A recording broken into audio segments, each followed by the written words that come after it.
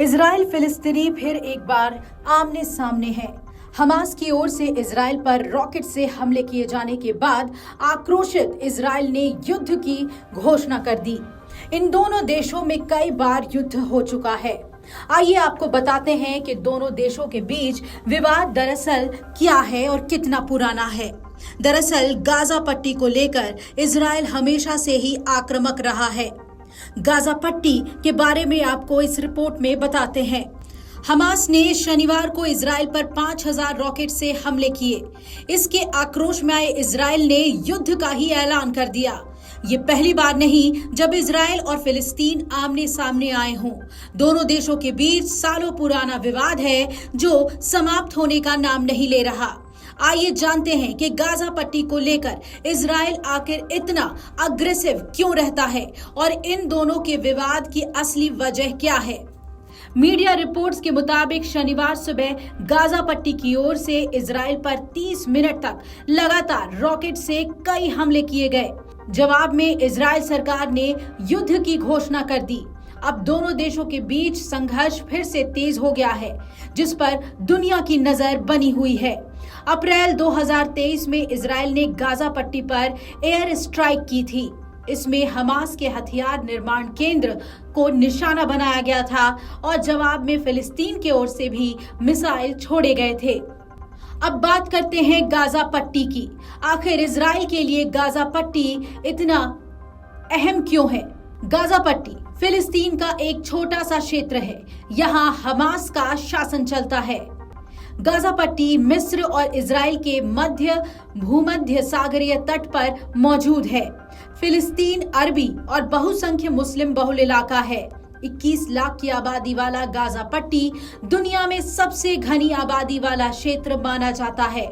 ये वो 5 प्रशासनिक क्षेत्रों में बटा हुआ है, जिसमें उत्तरी गाजा, गाजा सिटी, देर अल बलाह, खान यूनिस और रफाह शामिल है। हमास गाजा पट्टी से ही इजराइल पर हमला करता है, इसलिए इजराइल नजर बनाए रखता है गाजा पट्टी पर। इजराइल हमास को आतंकवादी संगठन मानता है, इस लिहाज से उसके लिए गाजा पट्टी बेहद अहम हो जाता है।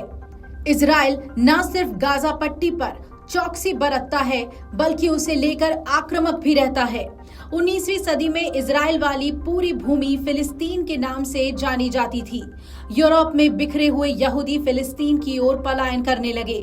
धीरे धीरे इनकी संख्या फिलिस्तीन में ज्यादा होती गई और यहूदियों ने फिलिस्तीन में जमीन खरीदना शुरू कर दिया।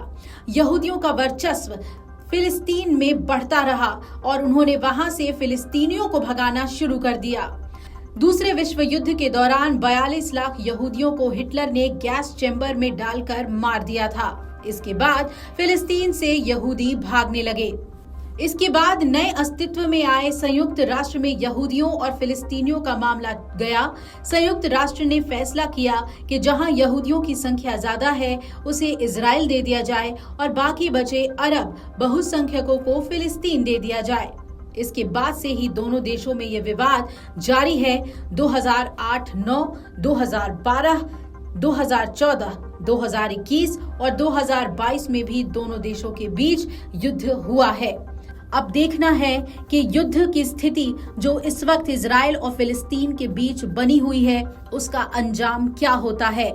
खास तौर पे गाजा पट्टी, जहां पर लड़ाई का असर सबसे ज्यादा देखने को मिल रहा है। क्या गाजा पट्टी पर इजराइल कब्जा कर लेगा या फिर यथास्थिति बनी रहेगी? अमर उजाला अब आपके टीवी पर भी। अपने स्मार्ट टीवी पर YouTube पर सर्च करें अमर उजाला, चैनल सब्सक्राइब करें और देखें ताजा खबरें, वो भी HD क्वालिटी में। और हाँ, बेल आइकन दबाना ना भूलें ताकि हर खबर हो आपके घर। अमर उजाला, निष्पक्ष, निर्भीक, निरंतर।